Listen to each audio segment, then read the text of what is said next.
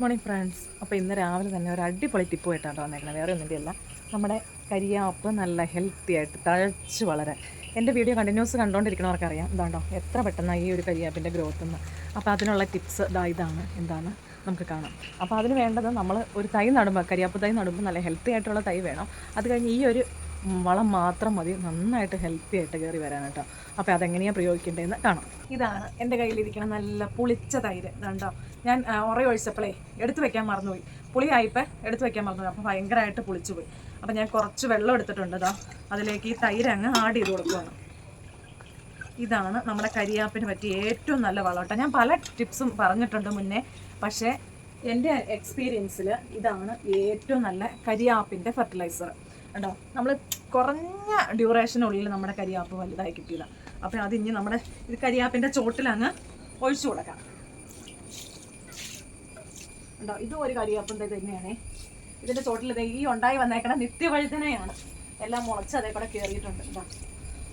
കണ്ടോ, അതിൻ്റെ ചോട്ടിലങ്ങ് വെള്ളം ചേർത്ത് അങ്ങ് ഒഴിച്ചു കൊടുക്കുക. കണ്ടോ, നല്ല ഹെൽത്തി ആയിട്ടുണ്ടായി വേണ്ട. കണ്ടോ, ഏതൊരു മുരടിപ്പും വേറെ എല്ലാ കരിയാപ്പിൻ്റെ എല്ലാ വിഷയങ്ങൾക്കും ഇതങ്ങ് ഒഴിച്ചു കൊടുത്താൽ മതി. നന്നായിട്ട് ഹെൽത്തി ആയിട്ട് എല്ലാ മുരടിപ്പും മാറി ആയിക്കോളൂ കേട്ടോ.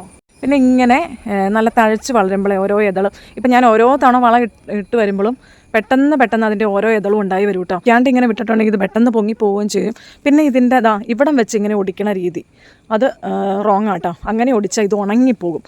ഇതിൻ്റെ ഈ രണ്ട് ഇതളെങ്കിലും നിർത്തിയിട്ട് വേണം ഓടിക്കാൻ. ഇതിപ്പം ഈ ഒരു പ്രായത്തിൽ ഓടിക്കരുത്. ഇത് നന്നായിട്ട് ഇലയൊക്കെ നല്ല ഗ്രീനായിട്ടെന്ന് പറയുമ്പോൾ നന്നായിട്ട് മൂത്ത് വരുമ്പോഴാണ് ഇത് ഓടിക്കാമോളൂ. കണ്ടോ, ഇതെൻ്റെ ഒരു കരിയാപ്പാണ്. ഇതും അതെ, ഇതെൻ്റെ വേറൊരു കരിയാപ്പാണ്. ഇത് തീരെ കുഞ്ഞായിരുന്നേ.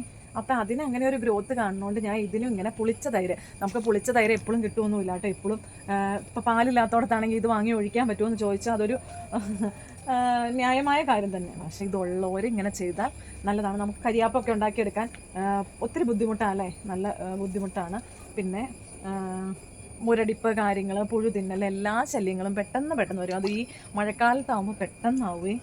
അപ്പോൾ അതുകൊണ്ടുള്ള അതിനുള്ള ഒരു പ്രതിവിധിയാണ് ഞാൻ പറയുന്നത്. പിന്നെ ഈ പുഴുവൊക്കെ കയറാണ്ട് ഇടയ്ക്കിടയ്ക്ക് നമ്മുടെ കഞ്ഞിവെള്ളം തന്നെ ഒരു ഫെർട്ടിലൈസറാണ്. അപ്പോൾ കഞ്ഞിവെള്ളം ഒഴിച്ചു കൊടുക്കുക. അതും ഏറ്റവും നല്ല വളം കേട്ടോ. അപ്പോൾ ഞാനിപ്പോൾ ചെയ്യണേ എൻ്റെ കരിയാപ്പുകൾക്കൊക്കെ ചെയ്യണ വളം ഇതാട്ടോ. അപ്പോൾ ഇതൊരു നല്ലതാണെന്ന് എനിക്ക് തോന്നി. അതുകൊണ്ട് എല്ലാവരിലേക്കും ഒന്ന് എത്തിച്ച് തരാൻ വേണ്ടി കേട്ടോ. അപ്പോൾ പറ്റണവരൊന്ന് ഷെയർ ചെയ്തേക്കും. കണ്ടോ, ഇതും തീരെ കുഞ്ഞായിരുന്നു. കണ്ടോ, പെട്ടെന്ന് ഗ്രോത്ത് ആയതാണ് ഇത്. കണ്ടോ, ഇതും ഒരു തൈ കരിയാപ്പായിരുന്നു. അതിന് ഞാൻ ഈ ഒരു വളപ്രയോഗം ചെയ്തു തുടങ്ങിയപ്പോൾ ഒത്തിരി ചേഞ്ചസ് വന്നു കേട്ടോ. അതുകൊണ്ടോ, ഇതിന് ഞാൻ ഓൾറെഡി ഒടിക്കുകയും ചെയ്തു. ഒടിച്ചപ്പോൾ കണ്ടോ പെട്ടെന്ന് ന്യൂ ബ്രാഞ്ചസ് ഉണ്ടായി വന്നത്. അപ്പോൾ ഇതിൻ്റെ ചോട്ടിൽ ഞാനിത് ഒഴിച്ചു കൊടുക്കുവാണ്.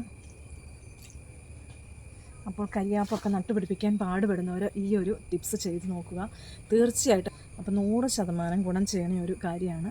അപ്പോൾ എല്ലാവരും ചെയ്ത് നോക്കുക, കമൻറ്റ്സ് അറിയിക്കുക കേട്ടോ. അപ്പോൾ ഓക്കെ, ബൈ.